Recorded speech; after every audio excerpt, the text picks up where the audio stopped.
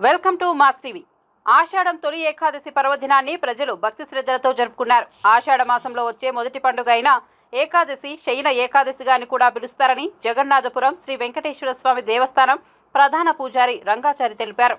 ఈ సందర్భంగా శ్రీ వెంకటేశ్వర స్వామి వారి దేవస్థానంలో ప్రత్యేక పూజలు నిర్వహించారు. కాకినాడలో భక్తులు ఉదయాన్నే దేవాలయాలకు వెళ్లి ప్రత్యేక పూజలు నిర్వహించారు. ప్రత్యేకంగా ప్రజలు వెంకటేశ్వర స్వామి వారి దర్శనానికి భక్తులు పెద్ద ఎత్తున తరలివచ్చారు. ఆలయాలకు వచ్చే భక్తులు ఎలాంటి ఇబ్బందులు లేకుండా ప్రత్యేక ఏర్పాట్లు చేశారు.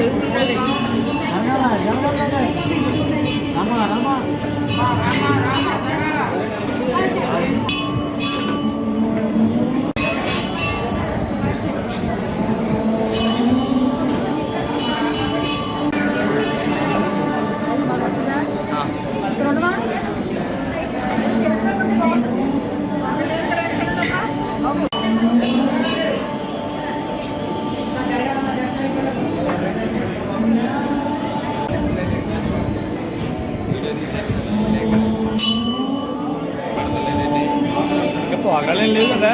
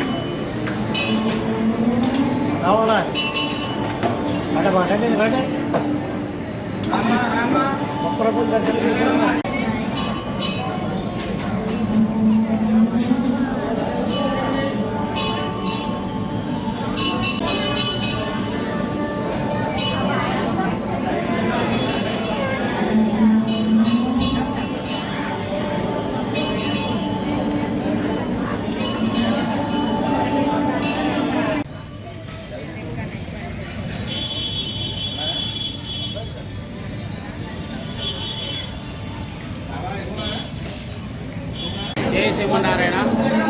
కాకినాడ జగన్నాథపురంలో వేయించేసినటువంటి శ్రీ వెంకటేశ్వర స్వామి వారి దేవస్థానంలో ఈరోజు తొలి ఏకాదశి ఉదయాన్నే తెల్లవారుజామునే స్వామివారికి విశేష అలంకరణ చేసి స్వామివారి యొక్క వైకుంఠనారాయణ స్వామి యొక్క వెండి విగ్రహాన్ని ఆలయంలో ఉంచి విశేష పూజలు జరిపి విశేష అలంకరణ విశేష ప్రసాద వితరణ జరిపించారు. అదేవిధంగా ఈరోజు ఎవరైతే వైకుంఠనారాయణ స్వామి శ్రీదేవి భూదేవి సమేత శ్రీ వెంకటేశ్వర స్వామి వారిని దర్శించుకుంటారో వారికి ఆయువు ఆరోగ్యం ఐశ్వర్యాలు అన్ని కలుగుతాయని ఆగమశాస్త్రం చెప్పబడింది. ఈ తొలి ఏకాదశి చాలా విశేషం. ఈ ఏకాదశి నుంచే అన్ని పండుగలు ప్రారంభమవుతాయి. తొలి ఏకాదశి ముందు తర్వాత శ్రావణ మాసం, వరలక్ష్మి వ్రతం, వినాయక చవితి, విజయదశమి, దీపావళి ఇత్యాది కార్యక్రమాలు ఈ తొలి ఏకాదశి నుంచి ప్రారంభమవుతాయి. ఈ ఏకాదశి ప్రథమ ఏకాదశి ఇక్కడ నుంచి 24 ఏకాదశులు చాతుర్మాస దీక్ష కూడా ఈ రోజు నుంచి ప్రారంభం చేసి 4 మాసాల పాటు దీక్ష చేస్తారు. అంతేతే ఈరోజు ఎవరైతే స్వామివారి దర్శించుకుని ఉపవాసం ఉండి స్వామివారి దర్శించుకుంటారో వారికి ఆరోగ్యం ఐశ్వర్యాలు కలుగుతాయని ఆ యొక్క ఆగమశాస్త్రం పడుతుంది. కాబట్టి 50 మంది భక్తులు వచ్చి ఇంతమంది వచ్చి దర్శనం చేసుకుంటున్నారు. జై శ్రీమన్నారాయణ.